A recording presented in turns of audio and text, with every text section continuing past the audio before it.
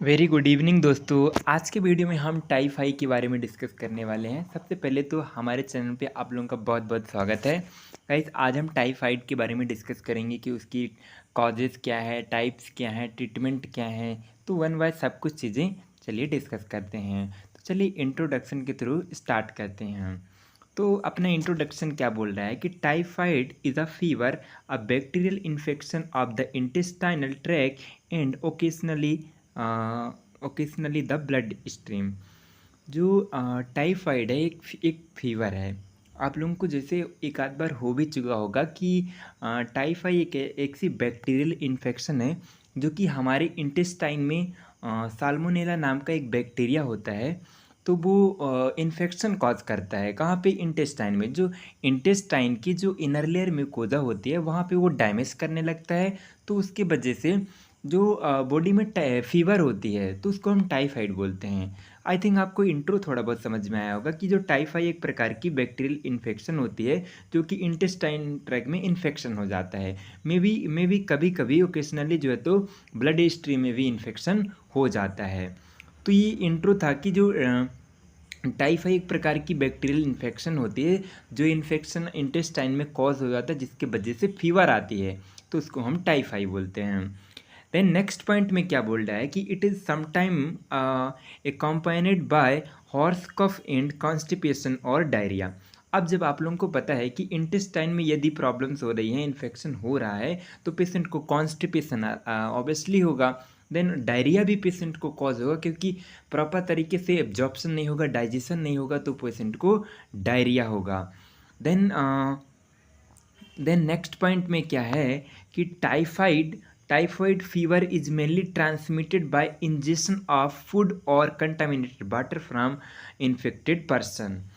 तो ये कैसे कॉज हो रही है, एक से दूसरे में ये ट्रांसमिट कैसे हो रही है कि ये जो टाइफाइड फीवर है वो ट्रांसमिट कैसे हो रही है कि इंजेक्शन ऑफ फूड, जब हम फूड को इंटेक करते हैं, सपोज हमने बिना हैंड वॉशिंग किए फूड को इंटेक कर लिया, तो जो हमारे हैंड में इन्फेक्शन था वो माउथ के थ्रू इंटेस्टाइन में चला जाता है और वो इन्फेक्शन कॉज करता है। और कंटामिनेटेड वाटर, जब हम वाटर को मतलब बहुत सारे अलग अलग प्लेस के वाटर को यूज़ करते हैं तो हमें पता नहीं रहता कि कहाँ का पानी कैसा है और हम उसको इनटेक कर जाते हैं और हमारे बॉडी में जो है तो इन्फेक्शन कॉज होता है। यदि इन्फेक्टेड पर्सन से पर्सन के कांटेक्ट में जाने से भी जो ये टाइफाइड की जो साल्मोनेला वायरस है वो एक से दूसरे में ट्रांसमिट हो जाता है। तो आपको समझ में आ गया होगा कि जो टाइफाइड ट्रांसमिट कैसे हो जाती है, कैसे फैलती है।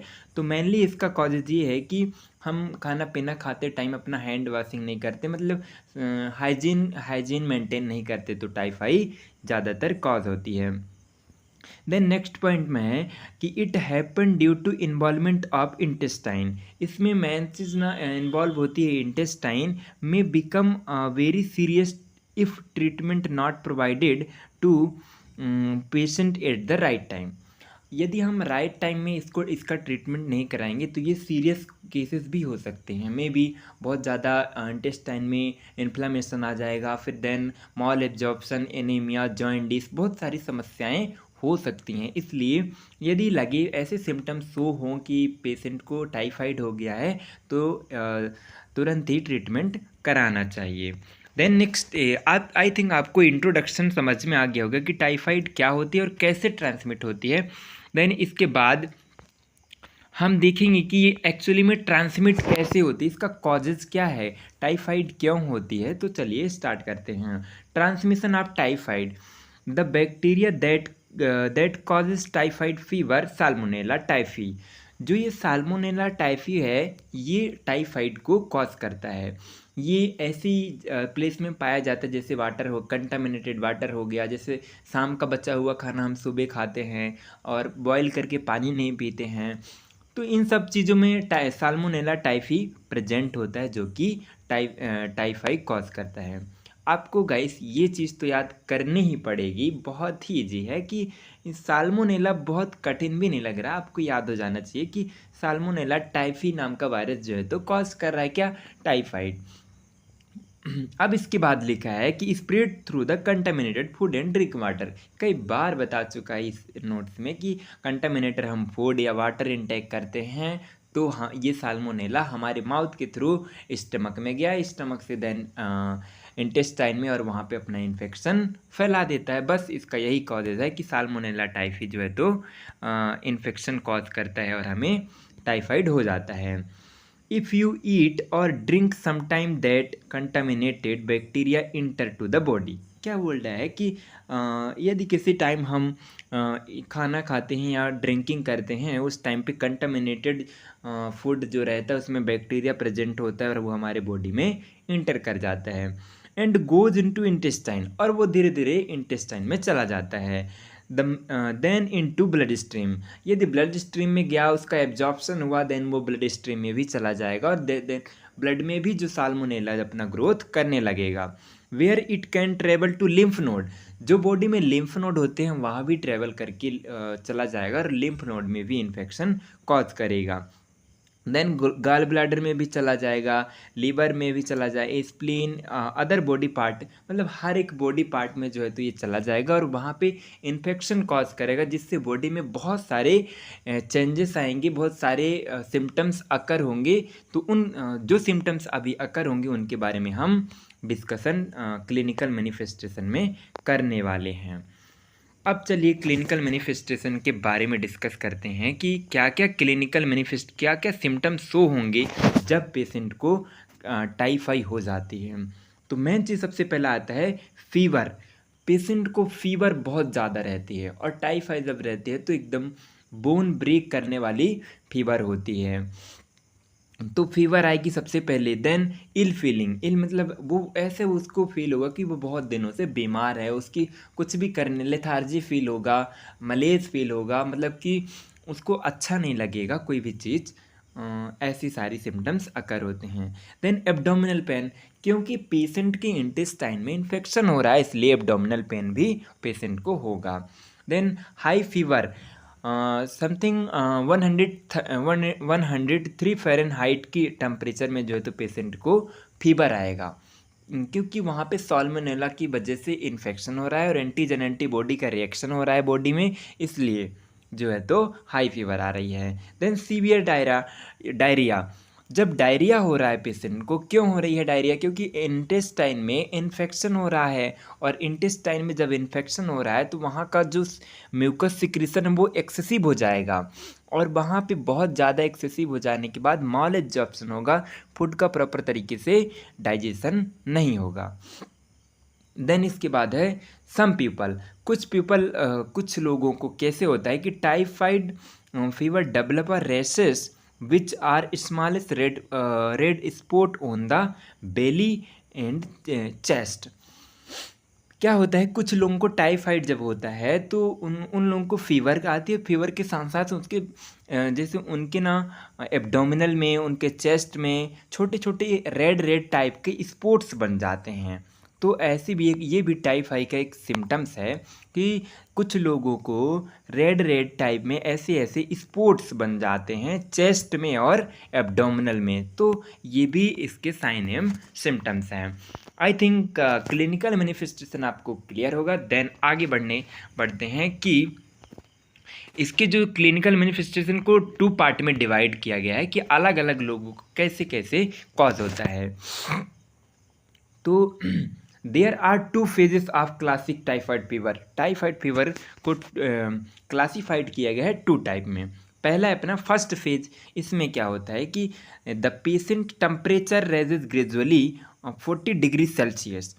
जो पेशेंट को जब पेशेंट का टेम्परेचर वो 40 डिग्री सेल्सियस जो है तो रहेगा, उसकी जैसे पेशेंट का नॉर्मल टेम्परेचर 30 डिग्री सेल्सियस है, तो पेशेंट का जो टेम्परेचर है उस टाइम पे, जिस टाइम पे टाइफाइड रहेगा तो उसको 40 डिग्री सेल्सियस टेम्परेचर रहेगा।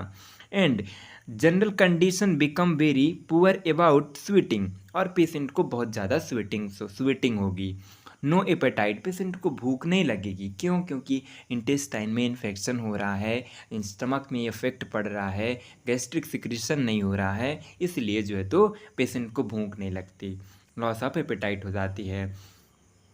देन कफिंग एंड हेडेक, और पेशेंट को कफिंग होगी और यहाँ पे पेशेंट को हेडेक भी बहुत ज़्यादा होगी। जब भी पेशेंट के अंदर इन्फेक्शन एंटर होता है तो पेशेंट को नोजिया, वोमिटिंग, हेडेक ये सारे सिम्टम्स कॉमन हो जाते हैं।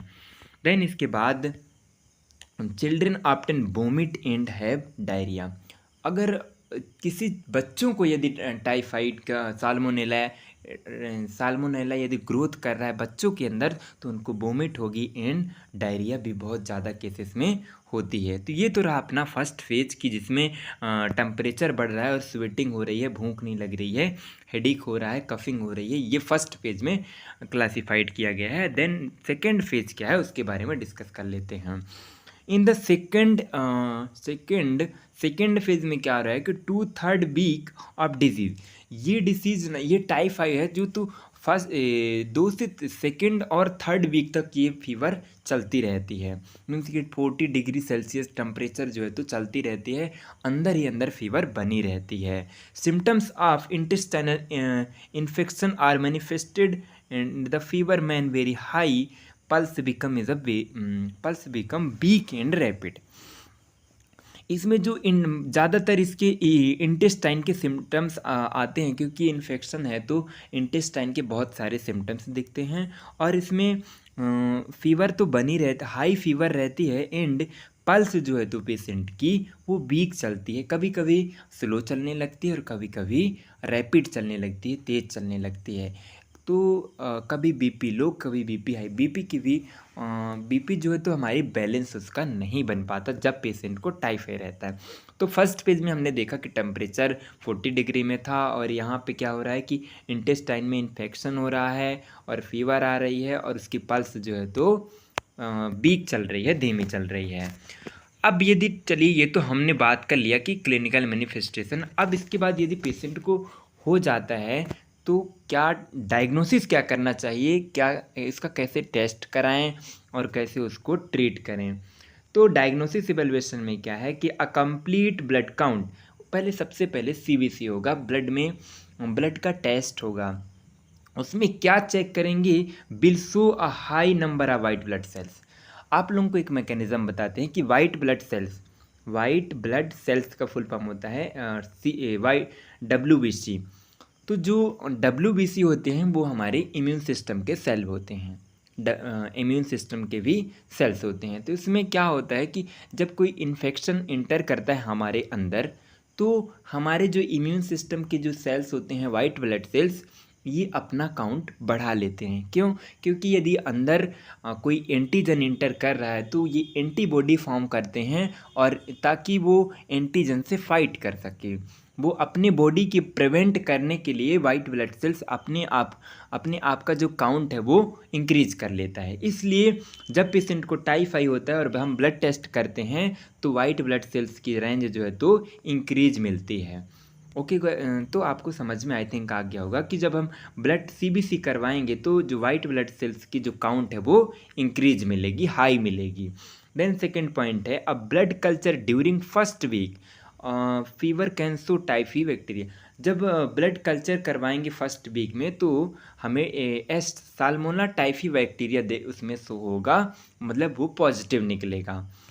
देन इसके बाद स्टूल कल्चर होता है, स्टूल टेस्ट होता है, मीन्स कि जो पेशेंट का स्टूल होता है, फीसिस होता है, यदि उसको टेस्ट करेंगे तो उसमें भी साल्मोना बैक्टीरिया जो है तो पॉजिटिव मिल सकता है।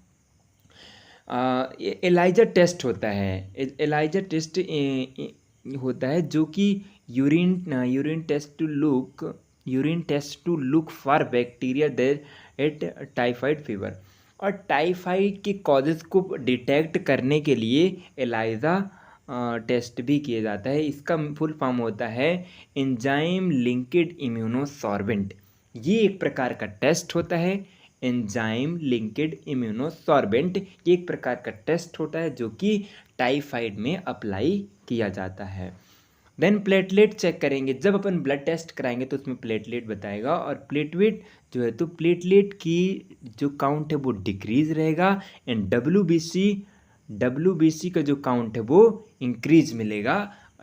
उसको हम कह सकते हैं कि पेशेंट को टाइफाइड है। अब चलिए, ये तो हमने डायग्नोसिस कर लिया कि इतने सारे टेस्ट करा देंगे, बट अब इसके बाद हम और क्या करेंगे, मैनेजमेंट क्या क्या करेंगे। मैनेजमेंट बहुत ही ईजी है, आप लोग समझने का प्रयास करें। तो फ्लूइड एंड इलेक्ट्रोलाइट में वी गिवन इंट्रावेनस। पेशेंट को बहुत दिनों से फीवर चल रही होती है, इसलिए पेशेंट जो है तो डिहाइड्रेटेड हो जाता है, पेशेंट की बॉडी में वाटर की कमी हो जाती है, इसलिए पेशेंट को फ्लूइड फ्लूइड और उसके इलेक्ट्रोलाइट बैलेंस को मेंटेन करने के लिए इंट्रावेनसली उसको आईवी फ्लूइड प्रोवाइड करेंगे। ठीक है, फर्स्ट पॉइंट हमने क्या दिया कि उसको जो फ्लूइड दे रहे हैं, जैसे आरएनए डीएनए वगैरह, मतलब ये सारी चीज़ें जो भी जितने भी आईवी फ्लूइड हैं जो डॉक्टर सजेस्ट करता है उसको एडमिनिस्टर करेंगे। देन इसके बाद द पेशेंट में बी गिवन इन एंटीबायोटिक। और फिर पेशेंट की बॉडी में इन्फेक्शन हो रहा है इंटेस्टाइन में, तो इन्फेक्शन को ट्रीट करने के लिए आप सब लोगों को पता है कि एंटीबायोटिक दी जाती हैं, तो पेशेंट को हम एंटीबायोटिक्स चलाएंगे। इन रेयर केसेस स्टेरॉइड। अब स्टेरॉइड क्या होती हैं? स्टेरॉइड ऐसी मेडिसिन होती हैं, ऐसी ड्रग्स होती हैं जो कि इम्यून सिस्टम को बूस्ट करती हैं, मतलब कि इम्यून सिस्टम के पावर को बढ़ाती हैं। तो यदि इन्फेक्शन हुआ है तो उसकी इम्यून सिस्टम में भी हेल्प के लिए में भी कभी कभी रेयर केसेस में स्टेरॉइड मेडिसिन भी दी जाती हैं, ट्रीटमेंट ऑफ टाइफाइड फीवर। तो टाइफाइड को ट्रीट करने के लिए कभी कभी स्टेरॉइड मेडिसिन भी देते हैं साथ में, किसके? एंटीबायोटिक के। देन हम नेक्स्ट पॉइंट के बारे में डिस्कस करते हैं। Person given antibiotic usually being to feel better after 2 days, chances death rarely occur. जब पेशेंट को 2 days हम एंटीबायोटिक दे देते हैं तो पेशेंट को ऐसा फील होने लगता है कि उसको पहले से बेटर फील हो रहा है और डेथ की चांसेस जो है तो डिक्रीज़ हो जाती हैं, कम हो जाती हैं। तो ये जब हम एंटीबायोटिक चलाते हैं तो पेशेंट को अच्छे तरह से प्रॉपर ठीक लगने लगता है। देन लास्ट हमारा पॉइंट है स्पेसिफिक एंटीबायोटिक। सॉरी, यहाँ पे जो स्पेसिफिक एंटीबायोटिक हैं वो कौन कौन सी दी जाती हैं आपको बताना चाहेंगे। क्लोरामफेनिकॉल, ये एक ब्रॉड स्पेक्ट्रम एंटीबायोटिक है जो कि सीरियस इन्फेक्शन को ट्रीट करने के लिए एडमिनिस्टर की जाती हैं। देन एम्पिसिली, ये भी ब्रॉड स्पेक्ट्रम की एंटीबायोटिक है। और सिप्रोफ्लेक्सिन, ये सारी एंटीबायोटिक ब्रॉड स्पेक्ट्रम की एंटीबायोटिक हैं और यूज टू ट्रीट के टाइफाइड के जो इन्फेक्शन उसको ट्रीट करने का इनका वर्क रहता है। अब कुछ नर्सिंग रिस्पॉन्सिबिलिटी होती है कि नर्सिस का क्या रोल होता है। वो प्रॉपर तरीके से assist the vital sign, patient का वाइटल साइन बहुत अच्छे से चेक करना चाहिए, क्योंकि पेशेंट की कभी पल्स वीक हो रही थी, कभी रैपिड हो रही थी, तो ये असिस्ट करना बहुत इंपॉर्टेंट होता है। प्रिवेंट टू एल्कोहलिज्म, यदि पेशेंट ड्रिंक करता है एल्कोहल तो उससे मना करना है। और इनटेक बॉइलिंग वाटर, उस पेशेंट को वाटर से नर्सिंग रिस्पॉन्सिबिलिटी ये है कि प्रॉपर देखना चाहिए कि कॉजेज़ क्या है, इसका क्यों हो रही है टाइफाई। तो हमने देखा कि टाइफाई इसलिए हो रही है क्योंकि वो कंटामिनेटेड वाटर इनटेक कर रहा है, इसलिए हो रही है उसको।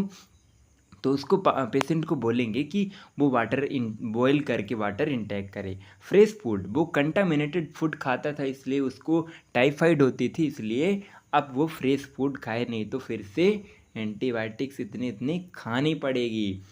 तो दोस्तों, आज का हमारा वीडियो था यहीं तक कि टाइफाइड के बारे में आपको बताएं, और आप हमारे कृपया इस पॉइंट पे आप नज़र डालें और प्लीज़ सपोर्ट गाइस। तो थैंक्स फॉर वाचिंग।